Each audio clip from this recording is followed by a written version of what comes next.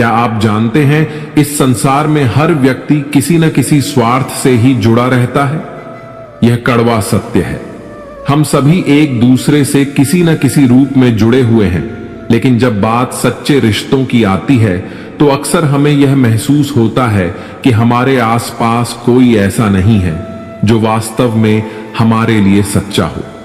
जिस तरह कौवा कोयल की आवाज को दबा तो सकता है, मगर खुद की आवाज को मधुर नहीं बना सकता, उसी तरह निंदा करने वाला व्यक्ति सज्जन व्यक्ति को बदनाम तो कर सकता है, मगर खुद सज्जन नहीं बन सकता। किसी की बुराई तलाश करने वाले इंसान की मिसाल उस मक्खी की तरह है जो सारे खूबसूरत जिस्म को छोड़कर केवल जख्म पर ही बैठती है। धन का घमंड दो ही लोगों को होता है, एक जिसे खानदानी जायदाद मिली हो और दूसरा जिसने धोखे से पैसा कमाया हो। श्री कृष्ण ने हमें सिखाया है कि जीवन में सच्ची खुशी और संतोष अपने भीतर से आना चाहिए। जब हम दूसरों पर निर्भर रहते हैं तो हम खुद को कमजोर बना लेते हैं। इसलिए खुद पर विश्वास करें और अपनी ताकत को पहचानें। इस संसार में जो भी हो रहा है वह हमारे कर्मों का फल है। अगर आप दूसरों से उम्मीदें रखते हैं तो आप खुद को निराश कर रहे हैं। असली शक्ति तब आती है जब आप अपने भीतर की ऊर्जा को पहचानते हैं और उसे सकारात्मक दिशा में लगाते हैं। मंदिर की सीढ़ियों को हम इसलिए प्रणाम करते हैं क्योंकि वे स्वयं स्थिर रहकर न केवल दूसरों को ऊपर उठाती हैं, बल्कि भगवान के दर्शन करने में भी सहायक होती हैं। ऐसे लोग वंदनीय हैं जो दूसरों को भी ताकत देते हैं।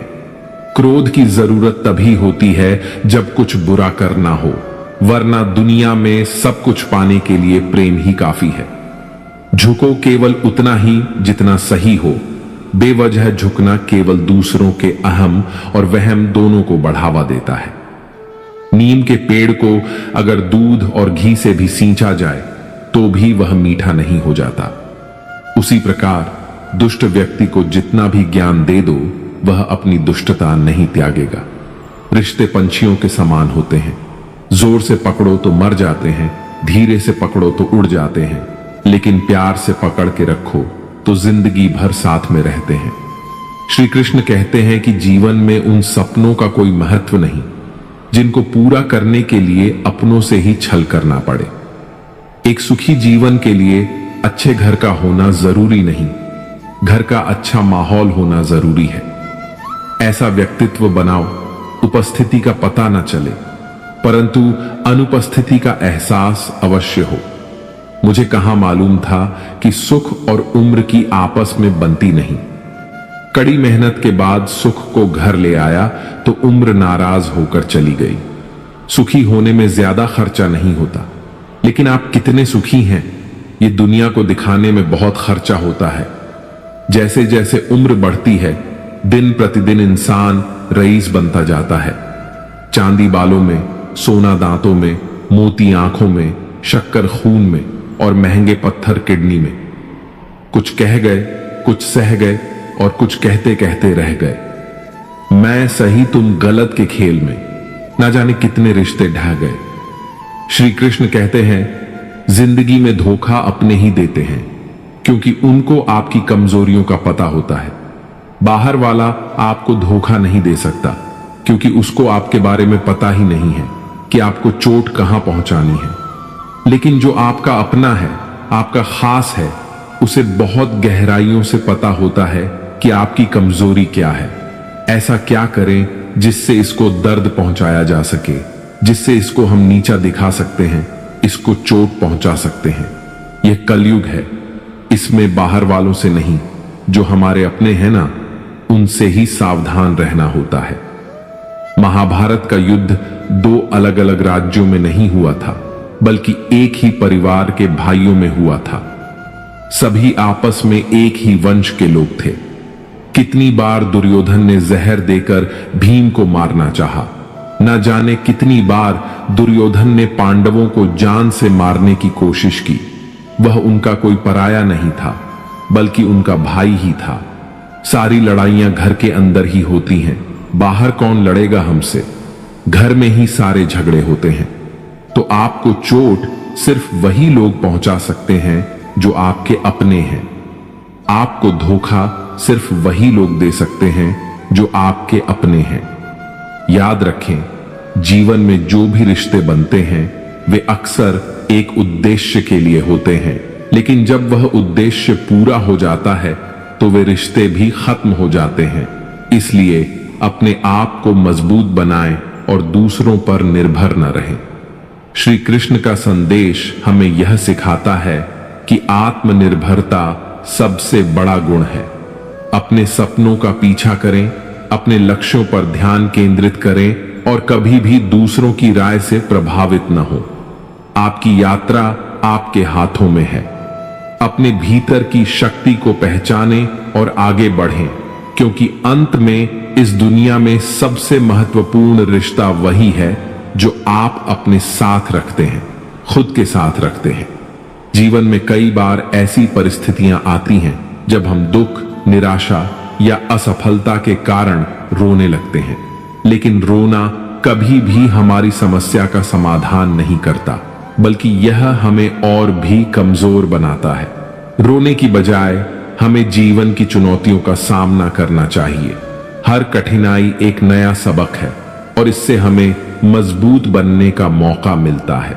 इसलिए रोना छोड़ो और जीवन को एक नई दृष्टि से जीने की कोशिश करो। रोने से कब मिलती है मुसाफिर को मंजिल? मंजिलों के लिए तो दिन रात चलना पड़ता है। जरूरी नहीं कि राह में वृक्षों की छांव ही मिले, चिलचिलाती धूप में भी जलना पड़ता है।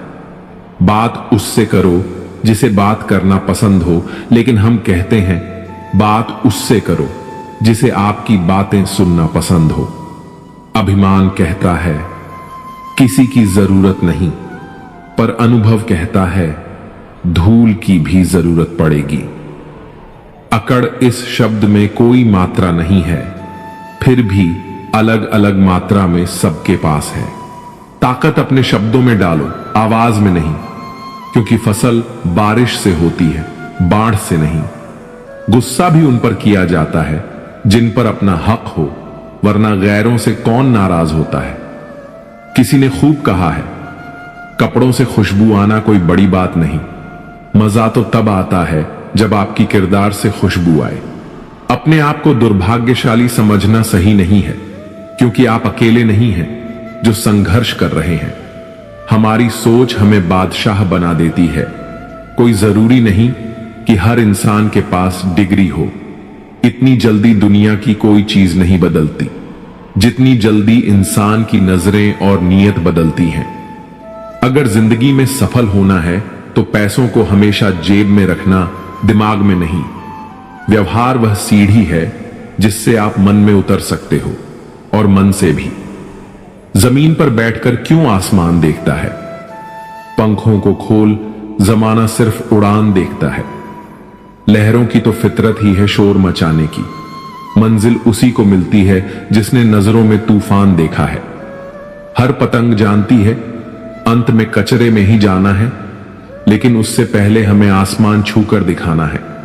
घोंसला बनाने में यूं व्यस्त हो गए कि उड़ने को पंख हैं, हम यह भी भूल गए। उठो, जागो, ना रुको जब तक लक्ष्य प्राप्त न हो जाए। माटी का एक दिया है जो सारी रात अंधकार से लड़ता है।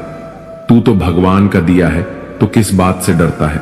हथेली पर रखकर नसीब, तू क्यों अपना मुकद्दर ढूंढता है? सीख उस समंदर से जो टकराने के लिए पत्थर ढूंढता है।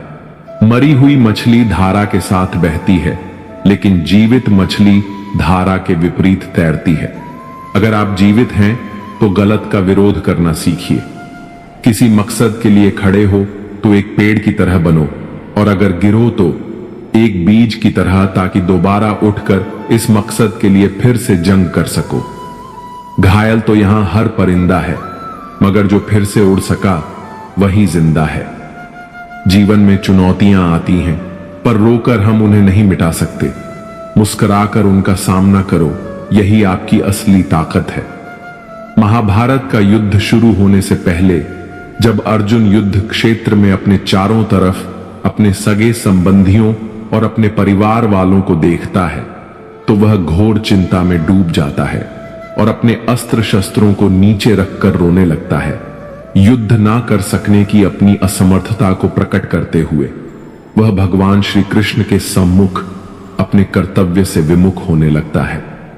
जरा सोचिए मित्रों, अर्जुन जैसा महान धनुर्धर और धीर गंभीर ज्ञानी पुरुष भी जब ऐसी विकट परिस्थितियों में पड़ता है तो वह भी हमारे जैसे सामान्य मनुष्यों की तरह हताश, निराश और चिंतित होकर रोने लगता है।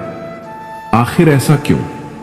क्योंकि कठिन परिस्थितियों और परेशानियों में ही हमारी बुद्धि और ज्ञान पर अज्ञान का साया मंडराने लगता है और मनुष्य को कुछ समझ नहीं आता कि क्या सही है और क्या गलत, उसे क्या करना चाहिए और क्या नहीं।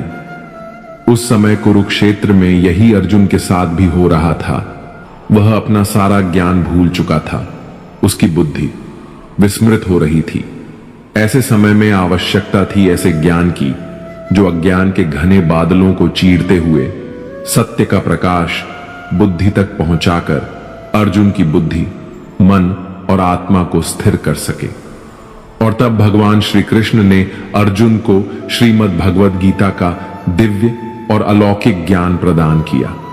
अर्जुन की दुविधा और संशय को देखकर भगवान श्री कृष्ण ने अर्जुन से कहा, हे अर्जुन, तू बड़ी बड़ी ज्ञानियों सी बातें करता है, लेकिन जो सच में ज्ञानी होता है वह जो लोग मर चुके हैं या एक दिन मरने वाले हैं उनकी चिंता कभी नहीं करता है, उनका दुख नहीं करता है।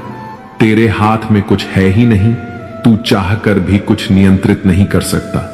जीवन और मरण यह तो प्रकृति की नियति है। ये सब लोग वास्तव में मेरे ही द्वारा मारे जाएंगे। तू तो सिर्फ एक निमित्त मात्र है। इसीलिए जो ज्ञानी होता है वह किसी के मरने पर रोता नहीं है। ज्ञानी जन ना ही बीते हुए कल का शोक करते हैं और ना ही आने वाले कल की चिंता करते हैं।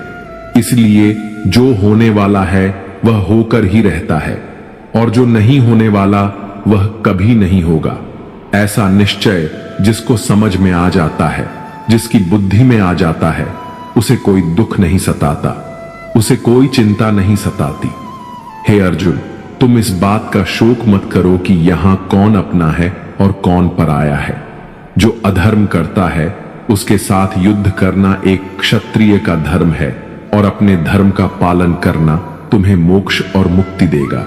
तुम अपने इस मन से मोह को त्याग दो, नहीं तो सारा जग तुम्हारी निंदा ही करेगा। आज अगर तुम युद्ध नहीं करोगे तो सारा संसार तुम्हें नपुंसक और डरपोक कहेगा।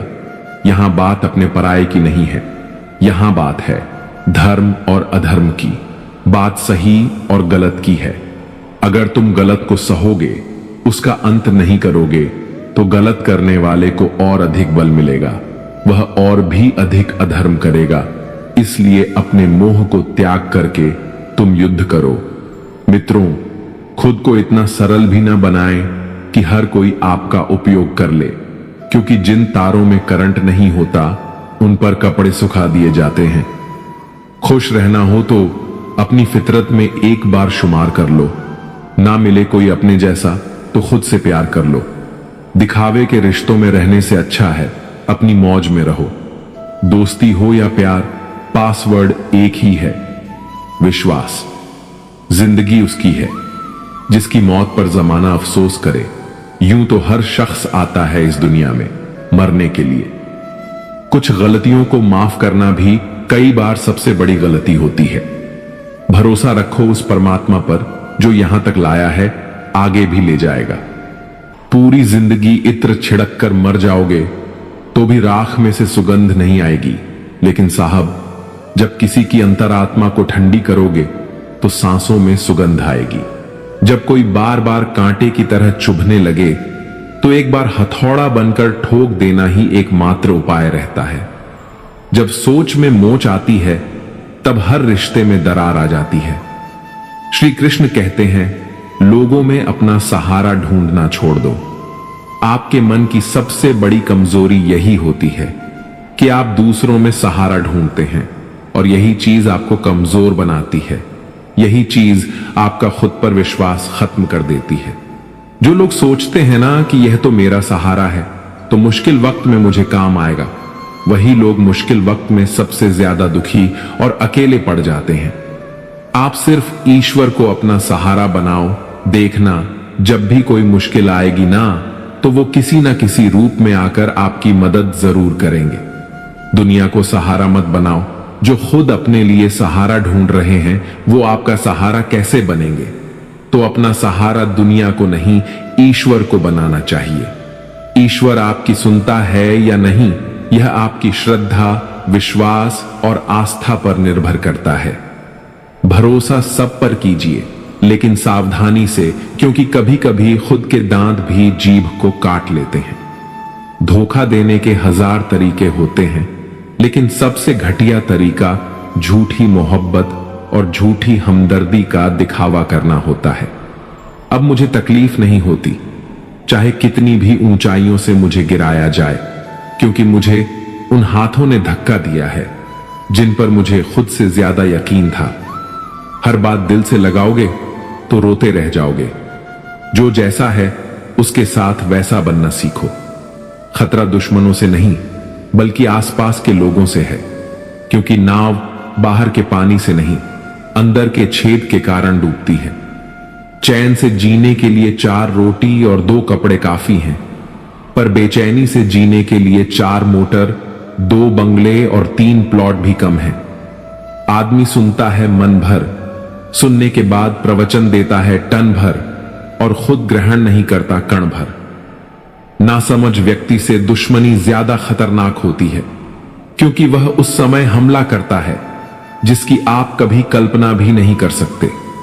जो तुम्हारा मूल्य न समझे, उसके सामने जबरन प्रेम का प्रदर्शन मत करना, क्योंकि ऐसा करने से तुम्हारे प्रेम के साथ साथ तुम्हारी भावनाओं को भी कुचल दिया जाएगा। भगवत गीता में श्री कृष्ण कहते हैं कि इंसान के दुख का सबसे बड़ा कारण है उसका मोह। मोह से अज्ञान आता है और जीवन में समस्याएं शुरू होने लगती हैं। महाभारत में धृतराष्ट्र को दुर्योधन से इतना मोह था कि वो अपने पुत्र को गलत काम करने से भी रोक नहीं सके। धृतराष्ट्र को पुत्र मोह की वजह से धर्म अधर्म का ज्ञान ही नहीं रहा, और अंत में सब कुछ बर्बाद हो गया। महाभारत में श्री कृष्ण ने अर्जुन से कहा था, जब ज्ञान की धारा बहती है तो सबसे पहले मोह को नष्ट करती है। मोह को इसलिए नष्ट करती है क्योंकि मोह अज्ञान है। यूनान का सम्राट सिकंदर पूरी दुनिया को जीत लेना चाहता था। एक दिन एक नागा साधु ने सिकंदर से कहा, तू यह पूरी दुनिया जीत लेगा, उसके बाद क्या करेगा, क्योंकि इसके अलावा दूसरी कोई दुनिया है ही नहीं। इतना कहकर संत जोर जोर से हंसने लगा। संत की बातें सुनकर सिकंदर को निराशा होने लगी। सिकंदर ने संत से पूछा कि आप हंस क्यों रहे हैं? संत ने जवाब दिया कि तू पूरी दुनिया जीत लेगा, तब भी तुझे निराशा ही मिलेगी, क्योंकि तू दुनिया को जीतने के मोह में बंधा है, जबकि मेरे पास कुछ भी नहीं है, लेकिन मैं हमेशा खुश रहूंगा, क्योंकि मुझे किसी भी चीज का मोह नहीं है। सिकंदर ने अभी दुनिया जीती नहीं थी, लेकिन अब संत की बातें सुनने के बाद दुनिया जीतने के विचार से ही वह निराश हो गया था, क्योंकि दुनिया जीतने के बाद कोई और मोह नहीं बचेगा। मोह की वजह से जीवन में दुख ही आते हैं। मोह घर परिवार से हो सकता है, सफलता का मोह हो सकता है, सुख सुविधा और मान सम्मान का मोह हो सकता है। जहां मोह रहेगा वहां दुख तो आएगा ही। मोह जब सफल होता है तो दुख मिलता है, और जब असफल होता है तब भी दुख ही मिलता है। श्री कृष्ण कहते हैं कि जब कोई मोह त्याग देता है तो उसे मेरी कृपा मिल जाती है। मोह रहित व्यक्ति परम आनंद प्राप्त करता है, इसीलिए मोह का त्याग करना चाहिए, और जो हमारे पास है उसी में संतुष्ट रहना चाहिए। ज्यादा पाने का मोह रहेगा तो दुख मिलना तय है। एक डॉक्टर के क्लिनिक में लिखी हुई बेहतरीन लाइन, दवा में कोई खुशी नहीं है और खुशी जैसी कोई दवा नहीं है। जुबान का वजन बहुत कम होता है, लेकिन इसे बहुत कम लोग ही संभाल पाते हैं। उम्र से हम तभी बड़े हो जाते हैं जब इज्जत हमें प्यार से ज्यादा प्यारी लगने लगती है। आधी अधूरी बातें मन पर बोझ होती हैं। किसी से कह दिया करो या किसी की सुन लिया करो। मन तो सबके पास होता है, लेकिन मनोबल कुछ ही लोगों के पास होता है। मुझसा कौन है यहां, तुझसा कौन है यहां, दौड़ लगी है सब में किसी और जैसा बनने की, खुद सा कौन है यहां। इंसान की सोच भी अजीब है। कामयाबी मिले तो अपनी अक्ल पर खुश होता है, और जब परेशानी आए तो अपने नसीब को दोष देता है। बाहर से सुलझा हुआ दिखने के लिए अंदर बहुत उलझना पड़ता है। गलत आदत कितनी भी मीठी लगे, एक दिन बीमारी बन जाएगी, और अच्छी आदत कितनी भी कड़वी लगे, यही एक दिन औषधि बनकर काम आएगी। कुपोषण हर जगह है, कहीं आहार काम है तो कहीं संस्कार। जिंदगी ऐसी जियो कि कोई हंसे तो आपकी वजह से हंसे, आप पर नहीं, और कोई रोए तो आपके लिए रोए, आपकी वजह से नहीं। मैं उस किस्मत का सबसे पसंदीदा खिलौना हूं जो रोज मुझे जोड़ती है, फिर से तोड़ने के लिए। पसंद उसे कीजिए जो आप में परिवर्तन लाए, वरना प्रभावित तो मदारी भी कर लेते हैं। एक उड़ते हुए गुब्बारे पर क्या खूब लिखा था, वह जो बाहर है वो नहीं, वह जो भीतर है वही आपको ऊपर ले जाता है। मोहब्बत या इज्जत किसी को इतनी भी मत दो कि वह अपनी औकात भूल जाए। छोटी छोटी बातों को बड़ा ना किया करे, उससे आपकी जिंदगी की कीमत छोटी हो जाती है। बहुत जिए उनके लिए जिन्हें हम पसंद करते थे, अब जीना है उनके लिए जो हमें पसंद करते हैं। रब से जब भी मांगो तो रब को ही मांगो, क्योंकि जब रब तुम्हारा होगा तो सब तुम्हारा होगा। चलते हैं वह भी हमसे तेवर बदल बदल कर, जिनको सिखाया हमने चलना संभल संभल कर। किसी इंसान के पीछे भागकर अपनी वैल्यू कभी कम मत करो, क्योंकि जो आपका है वह आपको छोड़कर कभी नहीं जाएगा। कितनी अजीब बात है, लोग कुछ पल खुश रहने के लिए पूरी जिंदगी दुखी रहते हैं। परम शत्रु से भी ज्यादा खतरनाक होता है अपनी दिशा से भटका हुआ मन। हमेशा किस्मत ही खराब नहीं होती, कई बार हम फैसला ही गलत ले लेते हैं। लोग अगर थोड़े से काबिल हो जाते हैं तो दूसरों को बेवकूफ समझने लगते हैं। आदमी के शब्द नहीं बोलते, बल्कि उसका वक्त बोलता है। न जाने किस बात पर इंसान को नाज है, जो आखिरी सफर के लिए भी दूसरों का मोहताज है। रिश्तों की खूबसूरती एक दूसरे की बात समझने में है। खुद जैसा इंसान तलाश करोगे तो अकेले रह जाओगे। खुश रहना सीखो, जो जवाब नहीं देते थे उनके भी सलाम आने लगते हैं। वक्त बदलता है तो नियम पर भी आम आने लगते हैं। किसी के कहने से यदि अच्छा या बुरा होने लगे तो यह संसार या तो स्वर्ग बन जाएगा या पूरी तरह से नर्क। इसलिए यह ध्यान मत दो कि कौन क्या कहता है और क्या सोचता है। मतलब की बात समझना आम लोगों की पहचान है, लेकिन बात का मतलब समझना खास लोगों की पहचान है। आपकी खुशियों में वह लोग शामिल होते हैं जिन्हें आप चाहते हैं, लेकिन आपके दुख में वह लोग शामिल होते हैं जो आपको चाहते हैं। सच बोलने का अगर शौक है तो अकेले चलने का भी हौसला रखो। दुनिया में अगर कुछ छोड़ने जैसा है तो दूसरों से उम्मीद छोड़ दो। खोई हुई दौलत और भूली हुई विधा फिर भी लौट सकते हैं, पर खोया हुआ समय फिर कभी नहीं लौटता। संबंधों को सिर्फ समय की ही नहीं, समझ की भी जरूरत होती है। सारी जिंदगी रिश्तों का भ्रम रखा है, लेकिन सच तो यह है कि खुद के सिवा कोई अपना नहीं होता। जितनी भीड़ बढ़ रही है जमाने में, लोग उतने ही अकेले होते जा रहे हैं। संसार में सुई बनकर रहो, कैंची बनकर नहीं। सुई दो को एक कर देती है, जबकि कैंची एक को दो कर देती है। जब तक खुद दर्द से न गुजरो, दूसरों के दर्द का एहसास नहीं होता। जिंदगी में कोई भी गलती करना, लेकिन कभी किसी के लिए ऑप्शन बनकर मत जीना। जहां आपकी गलती ना हो वहां झुको मत, और जहां आपकी इज्जत ना हो वहां रुको मत। जिंदगी में सारे दरवाजे बंद हो सकते हैं, लेकिन भगवान का दरवाजा हमेशा खुला रहता है। जिस दिन आप अपनी खुशी के मालिक खुद बन जाओगे, उस दिन से कोई दूसरा आपको रुला नहीं पाएगा। कोशिश करो कि दोगले लोगों से कभी रिश्ता मत रखो, क्योंकि वे जब भी नाराज होते हैं तो आपकी इज्जत खराब कर देते हैं। उठाकर फेंक दो ऐसे रिश्तों को जो तुम्हारी कद्र नहीं करते, बैठे हैं जो गैरों की महफिल में और तुम्हारा जिक्र नहीं करते। उन्हें छोड़ देना ही उचित है जो आपके होने का मूल्य ना जानते हो। कान्हा कहते हैं, रिश्तों में वही रिश्ता सबसे अच्छा होता है जो किसी गलती के बाद हल्की सी मुस्कुराहट और थोड़ी सी माफी के साथ ही पहले जैसा हो जाता है। जिंदगी में एक रिश्ता ऐसा भी होना चाहिए जिसे हम अपना हर दुख और शिकायत बता सकें।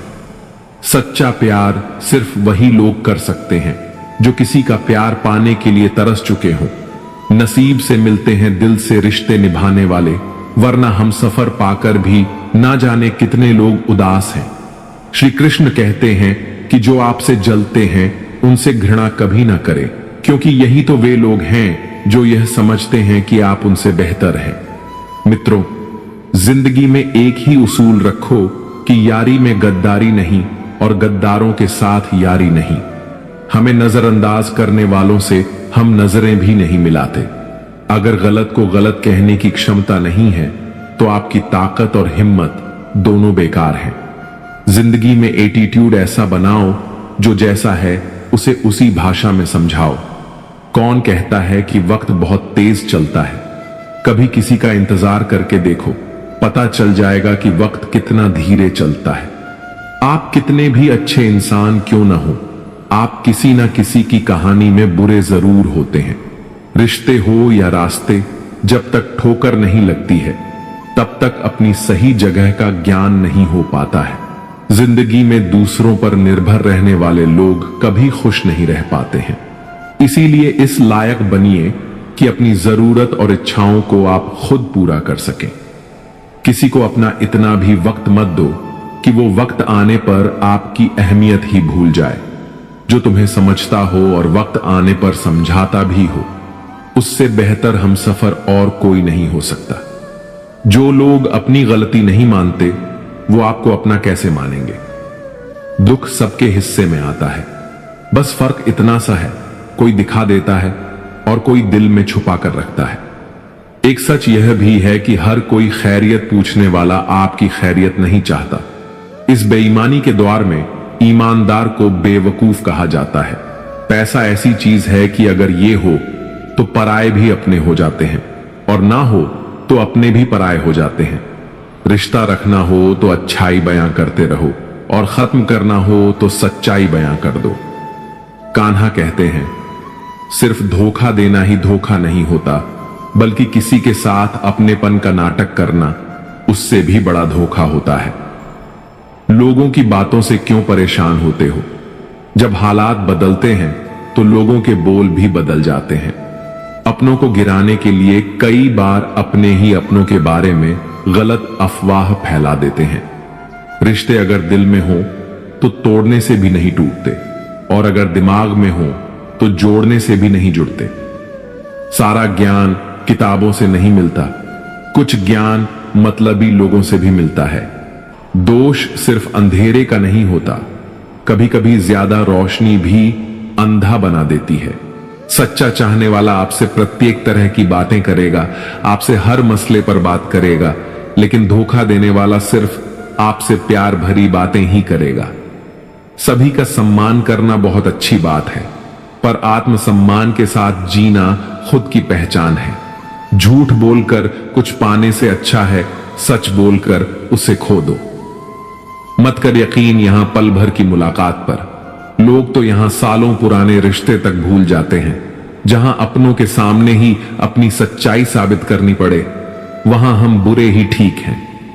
जो वक्त पर काम आए वही अपना है। बस खून के रिश्ते होने से ही कोई अपना नहीं होता। इंसान अगर चाहे तो अपने भाग्य को भी बदल सकता है, बस उसके पास वो जज्बा होना चाहिए। आप तब तक अच्छे हैं जब तक सामने वाले को आपकी जरूरत है। जैसे ही आपकी जरूरत खत्म, आपकी अच्छाई भी खत्म हो जाती है। इंसान के जिस्म का सबसे खूबसूरत हिस्सा उसका दिल है, और अगर वही साफ ना हो तो चमकता चेहरा किसी काम का नहीं। जो तुमसे तंग आ जाए उसे छोड़ दो, क्योंकि बोझ बन जाने से याद बन जाना बेहतर है। तकलीफ देने वाले को भले ही भूल जाओ, पर तकलीफ में साथ देने वाले को कभी मत भूलना। यूं ना छोड़ जिंदगी की किताब को खुला, बेवक्त की हवा न जाने कौन सा पन्ना पलटे। बुरा तो हर कोई है यहां जनाब, क्योंकि ना तुम फरिश्ते हो और ना ही हम। जरूरी नहीं कि इंसान बदला हो, क्या पता वो जीवन की किसी उलझन में फंसा हो। जो मुझसे नफरत करते हैं शौक से करें। मैं हर शख्स को अपनी मोहब्बत के काबिल नहीं समझता। कहां मिलेंगे लोग मन के मुताबिक, कुछ हमें भी ढलना पड़ता है उनके मुताबिक। कोई खाली नहीं है, भरे हुए हैं सभी। कोई प्रेम से भरा है, कोई घृणा से, कोई स्मृतियों से और कोई दुख से। दिल की उम्मीद का हौसला तो देखो, इंतजार उसका है जिसको एहसास तक नहीं। जिंदगी बहुत छोटी है, इसलिए किसी इंसान का पीछा करने से कई गुना बेहतर है अपने सपनों को पूरा करना। दुनिया को परखना छोड़ दो, क्योंकि लोग अंदर से वो नहीं होते जो बाहर से नजर आते हैं। मुश्किल में साथ छोड़ देने वाला कितना भी अपना क्यों ना हो, दिल से उतर ही जाता है। मोहब्बत तो अधूरी रही हमारी, मगर बर्बाद हम पूरे हुए हैं। बंधन रिश्तों का नहीं, एहसास का होता है। जहां एहसास खत्म, वहां रिश्ता खत्म। अब इतनी ज्यादा समझ आ गई है कि ना तो किसी के साथ बहस करने को मन करता है और ना ही किसी को समझाने का मन करता है। बस कसूर इतना था, जीना चाहा तो जिंदगी से दूर थे हम, मरना चाहा तो जीने को मजबूर थे हम। जवाब तो हर बात का दिया जा सकता है, मगर जो रिश्तों की कीमत ना समझ पाया वह शब्दों को क्या समझेगा। कबूल कर ली हर सजा हमने, बस कसूर इतना था कि बेकसूर थे हम। मेरे हालात तो एक दिन सुधर जाएंगे, लेकिन बहुत से लोग मेरे दिल से उतर जाएंगे। बरसती हुई बारिश और रोती हुई आंखों का एहसास उन्हीं को होता है जिनके घर कच्चे हों और दिल नाजुक। शायद हम ही गलत समझ बैठे, वह तरस खाकर बात करते थे और हम मोहब्बत समझ बैठे। वक्त और भरोसा उन पर ही लुटाओ जो उनकी कदर करें, वरना इससे खेलने वाले हर जगह पर मिलेंगे। आपके जीवन में उन सपनों का कोई महत्व नहीं जिनको पूरा करने के लिए अपनों से ही छल करना पड़े। किसी को पा लेना या हासिल कर लेना ही मोहब्बत नहीं होती। मजा तो तब है जब पाने की उम्मीद भी ना हो और फिर भी मोहब्बत हो। खामोशी बहुत कुछ कहती है, कान लगाकर नहीं, दिल लगाकर सुनो।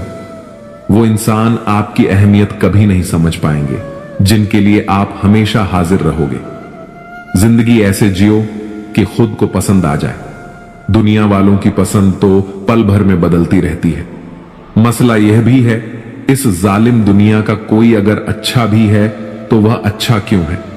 कदर करना सीख लो। जिंदगी में कोई बार बार नहीं आता। कदर और वक्त भी कमाल के होते हैं। जिसकी कदर करो वह वक्त नहीं देता, और जिसको वक्त दो वो कदर नहीं करता। इस बनावटी दुनिया में बनावटी रिश्तों के बीच बनावटी जिंदगी जी रहे हैं। बस यही आज का सच है। एक बार किसी जंगल में एक ऊंट और बकरे के बीच गहरी मित्रता थी। वे हमेशा साथ साथ घास चरते थे, साथ साथ खेलते कूदते थे और साथ साथ आराम करते थे।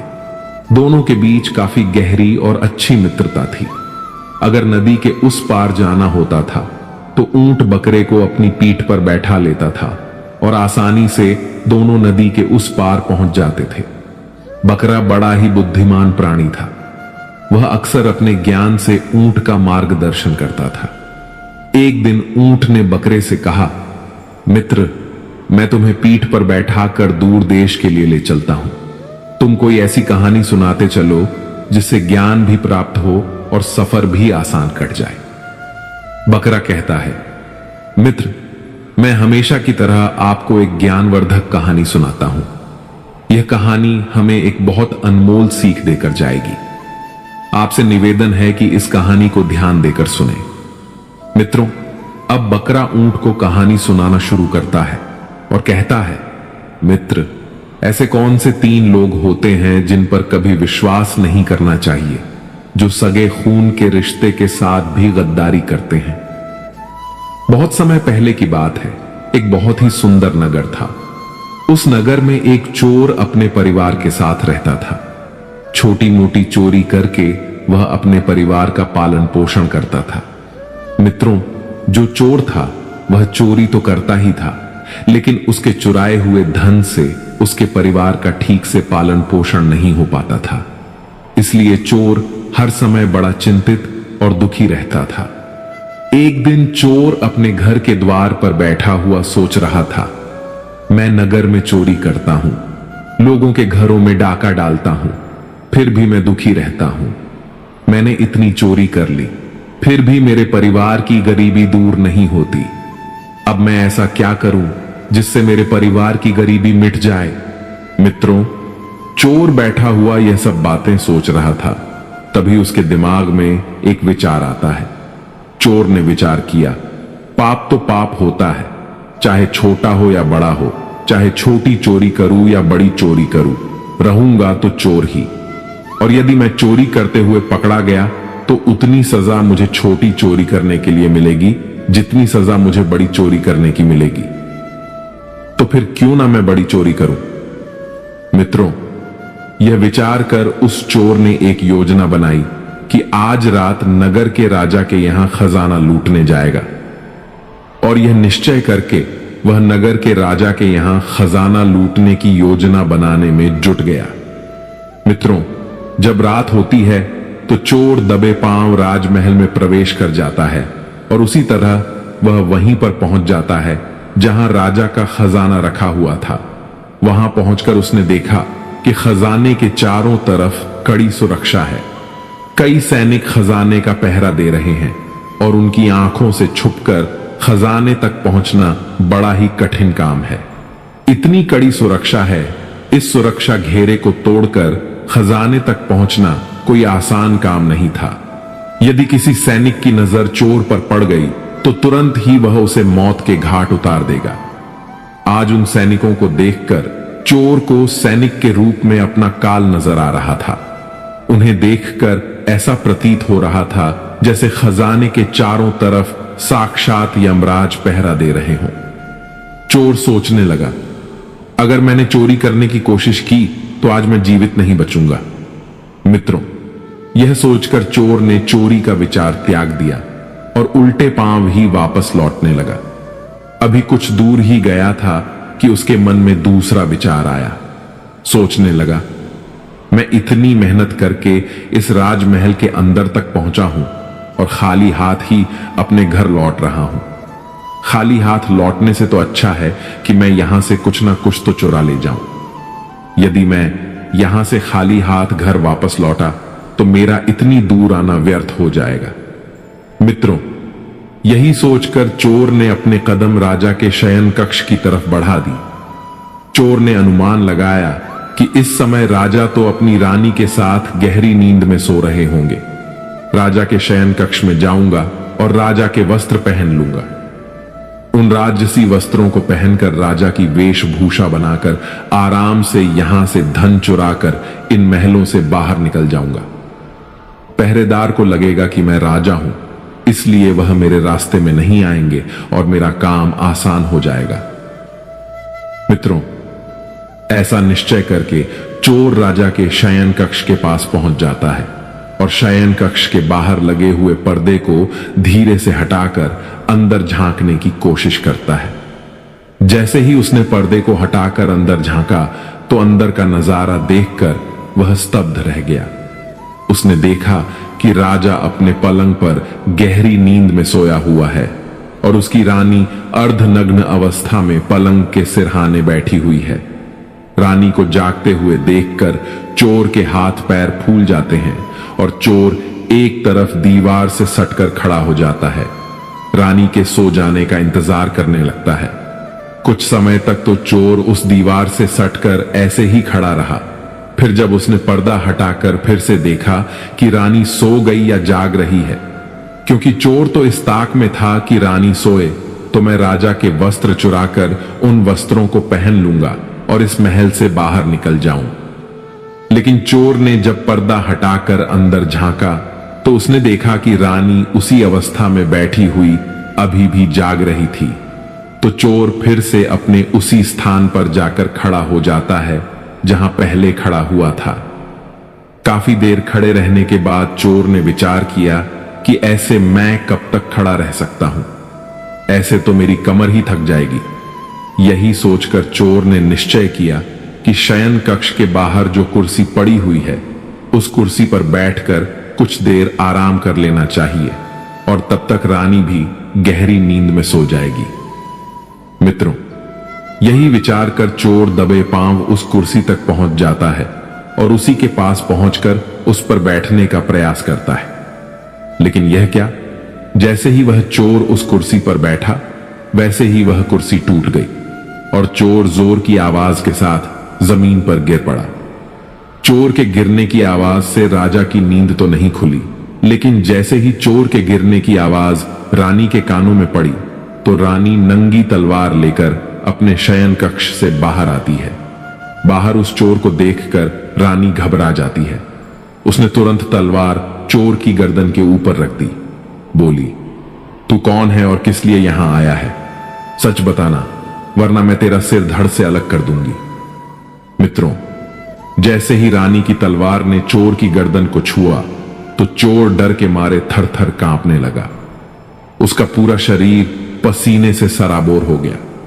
चोर हाथ जोड़ते हुए बोला, रानी साहिबा, मेरी जान बख्श दो। मैं गरीब हूं और चोरी करने के उद्देश्य से ही आपके इन महलों में आया हूं। हे महारानी, मैं आपके ही नगर का एक छोटा सा चोर हूं और छोटी मोटी चोरी करके ही अपने परिवार का पालन पोषण करता हूं। आप मुझे मार दोगी तो मेरे बच्चे अनाथ हो जाएंगे। हे रानी साहिबा, मैं आपको वचन देता हूं कि आप इस बार मुझे छोड़ दो। आज के बाद मैं फिर कभी इन महलों को चोरी करने नहीं आऊंगा। हे रानी, मेरे छोटे छोटे बच्चे हैं, कृपया आज मेरी जान बख्श दो और मुझे यहां से जाने दो। रानी जब चोर की इन बातों को सुनती है तो उसे कुछ तरस आ जाता है। फिर कुछ सोच समझकर रानी उस चोर से कहती है, सुनो, मैं तुम्हें एक शर्त पर छोड़ सकती हूं। तुम्हें मेरा एक काम पूरा करना होगा। अगर कर दिया तो मैं तुम्हारी जान भी बचा दूंगी और कुछ धन वगैरह भी दे दूंगी, लेकिन जाने से पहले तुम्हें मेरा यह काम करना होगा। चोर बोला, महारानी, आप जो बोलोगी मैं वही करूंगा। आपकी सभी शर्तें मुझे मंजूर हैं। बस आपको मेरी गर्दन से तलवार हटानी है। आप जो कहोगी उसे मैं करने को तैयार हूं। रानी बोली, यदि तुम जिंदा घर जाना चाहते हो तो तुम मेरी इन बातों को कान लगाकर सुनो। मेरी इच्छा यह है कि इस समय मैं काम से पीड़ित हूं। यदि तुम मेरे साथ समागम करो और मुझे संतुष्टि प्रदान करो, तभी तुम यहां से जिंदा बाहर जा सकते हो। यदि तुमने मेरी बातों को नहीं माना तो तुम्हारा सिर और मेरी तलवार एक झटके में तुम्हारी गर्दन को धड़ से अलग कर दूंगी। अब सोच लो तुम्हें क्या करना है। सज्जनों, चोर जब रानी के मुख से इन बातों को सुनता है तो रानी के इन वचनों को सुनकर वह और भी ज्यादा घबरा जाता है। चोर रानी से कहता है, रानी साहिबा, आप ये क्या बोल रही हैं? मैं कहां एक छोटा सा चोर और कहां आप इतने बड़े साम्राज्य की महारानी। मैं भला आपके साथ ऐसा सोच भी नहीं सकता हूं। ये तो मेरे लिए सोचना भी पाप है। मेरी इतनी औकात नहीं कि मैं आपके साथ ऐसा करने की सोचूं। रानी ने कहा, देखो, मुझे मत समझाओ कि क्या सही है और क्या गलत है। मैं कुछ नहीं सुनना चाहती। वास्तव में तुम्हें जान प्यारी है तो मैं जैसा कहती हूं तुम वैसा करो, वरना मरने के लिए तैयार हो जाओ। मित्रों, रानी का ऐसा प्रस्ताव सुनकर चोर की जान हलक में अटक गई। सोचने लगा, आज तो मैं बड़ी मुसीबत में फंस गया हूं। मैंने रानी की बात नहीं मानी तो रानी मुझे मौत के घाट उतार देगी। यदि मैंने रानी की बात मान भी ली तो यह बात राजा को पता चल गई तो राजा मुझे कहीं का नहीं छोड़ेगा। मित्रों, चोर बड़ी दुविधा में फंस गया। चोर सोचने लगा, अब मुझे क्या करना चाहिए? कैसे मैं इस मुसीबत से बाहर निकलूं? काफी देर सोच विचार करने के बाद जब उसे कोई राह नजर न आई तो उसने रानी के साथ समागम करने की बात को स्वीकार कर लिया और रानी से हाथ जोड़कर बोला, रानी साहिबा, मैं आपके साथ समागम के लिए सहमत हूं, लेकिन उससे पहले मैं आपसे 5 मिनट की मोहलत चाहता हूं। मुझे बहुत जोरों की लघु शंका लग रही है। पहले आप मुझे लघु शंका से निवृत्त हो जाने दें, उसके बाद आप जैसा कहेंगी मैं वैसा करूंगा। चोर की इन बातों को सुनकर रानी ने चोर की गर्दन से तलवार हटा दी और उसी तलवार से पेशाब खाने का इशारा करते हुए बोली, देखो सामने ही पेशाब घर है, तुम जल्दी से लघु शंका से निवृत्त होकर आओ, मैं तुम्हारा यहां खड़ी इंतजार कर रही हूं। रानी की सहमति मिलते ही चोर पेशाब घर की तरफ चला गया। रानी वहीं पर खड़ी होकर उसके लौटने की प्रतीक्षा करने लगी। मित्रों, जब चोर पेशाब घर के अंदर पहुंचा तो उसने देखा कि पेशाब घर में एक झरोखा बना हुआ है। उसने अपने दिमाग का उपयोग करते हुए अंधेरे का फायदा उठाया और रानी की नजर से बचकर वहां से भाग निकला। भागते भागते जब वह द्वार पर पहुंचा तो द्वार पर पहरा दे रहे एक सैनिक ने उसे पकड़ लिया और पूछताछ करने लगा। चोर पहले से ही डरा हुआ था। उसने सैनिक को सारा हाल बता दिया कि वह एक चोर है और चोरी करने के इरादे से इन महलों में आया है। साथ ही उसने यह भी बता दिया कि रानी की नजर मुझ पर पड़ गई है और अब वह मेरे साथ समागम करना चाहती है। किसी तरह मैं रानी को चकमा देकर अपने घर लौट रहा था, तभी आपने मुझे पकड़ लिया। सैनिक ने कहा, तुमने राजमहलों में घुसने का दुस्साहस किया है, मैं भला तुम्हें कैसे जाने दे सकता हूं। सैनिक के आगे हाथ जोड़ते हुए चोर बोला, बाबूजी, मैं बाल बच्चों वाला गरीब आदमी हूं, कृपया करके मुझे यहां से जाने दें। आज के बाद फिर कभी मैं इन महलों की तरफ मुड़कर नहीं देखूंगा।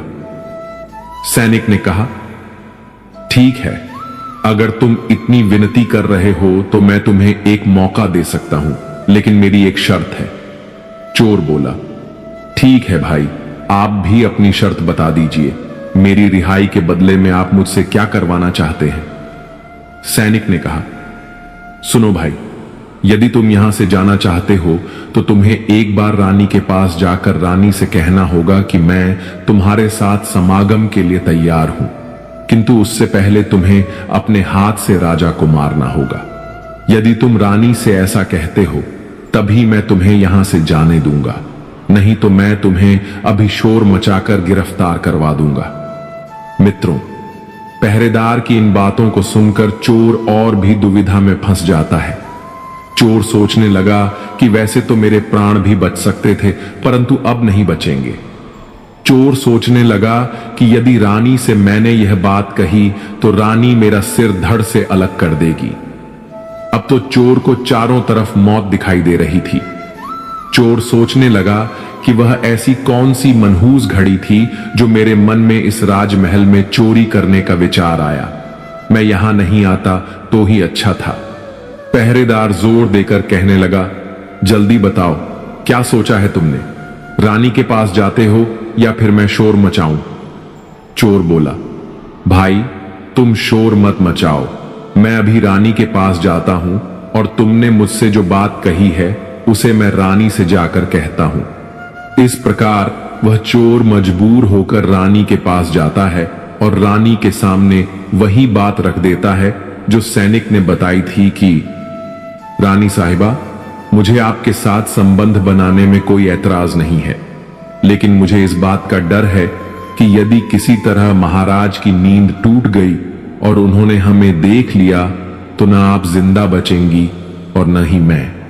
चोर बोला, हे रानी, यदि आप मेरे साथ समागम चाहती हो तो उससे पहले आपको अपने पति का सिर काटना होगा। अगर आप मेरी इन बातों को पूरा करती हैं तो मुझे आपके साथ संबंध बनाने में कोई आपत्ति नहीं है। यदि आप मेरी बातों से नाराज हैं तो मैं राजा के हाथों से मरने की अपेक्षा आपके हाथों मरना उचित समझूंगा। चाहो तो आप मुझे मार सकती हैं। मित्रों, कामाग्नि में अंधी रानी चोर के मुख से जब इन बातों को सुनती है तो चोर की बातों को सुनकर वह कहती है, बस इतनी सी बात, रुको, अभी मैं राजा साहब को मौत के घाट उतार देती हूं। और इतना कहकर रानी शयन कक्ष के अंदर चली जाती है और एक ही बार में महाराज का सिर धड़ से अलग कर देती है। मित्रों, जैसे ही रानी ने राजा का सिर काटा, पूरा शयन कक्ष राजा के लहू से लथपथ हो गया। रानी भी राजा के खून से पूरी तरह भीग गई थी। राजा की मौत के बाद रानी ने उस भयानक मंजर को देखा तो उसे देखकर रानी बेहोश होकर गिर पड़ी। चोर को भी मौका मिल गया, इसलिए चोर भी चुपचाप वहां से फरार हो गया। इधर जब अगला दिन हुआ तो अगले दिन की सुबह जब राज कर्मचारियों ने देखा कि राजा के शयन कक्ष में राजा की सिर कटी लाश पड़ी है और राजा के पास उनकी रानी बेहोश पड़ी है, तो इस नजारे को देखकर राजमहल में शोर मच गया कि कोई राजा साहब को मार गया है। मगर राजा साहब को मारने वाला कौन था, इस बात का किसी को कुछ पता नहीं चल पाया। लोग बड़े आश्चर्यचकित थे कि इतना कड़ा पहरा होने के बाद भी भला राजा साहब को कौन मार गया। रानी भी दहाड़े मार मार कर रो रही थी, उसका भी बुरा हाल था। राज कर्मचारियों ने काफी तलाश किया, लेकिन किसी को यह पता नहीं चला कि राजा साहब को किसने मारा है। मित्रों, इस रहस्य को पूरे राजमहल में एक सैनिक ही जानता था, जो कल रात उस चोर से मिला था। उसे पक्का यकीन था कि रानी और चोर में से किसी एक ने ही राजा को मारा है, परंतु उसने इस बात की चर्चा किसी से नहीं की, क्योंकि उसे ऐसा लगता था कि मैंने यदि किसी को इस बारे में बताया तो कोई भी मेरी बातों पर यकीन नहीं करेगा, उल्टा मुझे ही दोषी ठहराया जाएगा। यही सोचकर उसने अपना मुंह बंद रखा। और दूसरा कारण भी था कि जब सभी लोग राजा के अंतिम संस्कार की तैयारियां कर रहे थे, उसी समय रानी ने घोषणा कर दी थी कि वह अपने पति के साथ सती होना चाहती है। जब लोगों ने सुना कि रानी अपने पति के साथ सती होना चाहती है, तो इस घोषणा से उनके भी मुंह बंद हो गए, जो दबे छुपे रानी पर संदेह जता रहे थे। क्योंकि रानी अगर राजा साहब की हत्या करती तो फिर वह राजा साहब के साथ सती क्यों होती। मित्रों, जब राजा के अंतिम संस्कार की तैयारियां पूरी हो गईं, तो राजा के मृत शरीर को शमशान घाट ले जाया गया। शमशान घाट जाकर राजा के अंतिम संस्कार के लिए चिता चुनी गई। रानी भी अपने पति के साथ चिता पर जाकर बैठ गई। सब नगरवासी बारी बारी से चिता पर लकड़ी लगाते जा रहे थे और राजा रानी को प्रणाम करते हुए आगे बढ़ते जा रहे थे। सभी लोगों की जुबान पर एक ही बात थी कि रानी अपने पति से बहुत प्यार करती है, इसलिए जिंदा ही अपने पति के साथ सती होने जा रही है। मित्रों, इसी क्रम में जब उस सैनिक की बारी आई जो इस रहस्य को जानता था, वह सैनिक जब राजा की चिता पर लकड़ी रखने पहुंचा तो उसने धीरे से रानी के कान में कहा, महारानी, आप तो सती हो जाएंगी, फिर मेरी जिज्ञासा का समाधान कौन करेगा।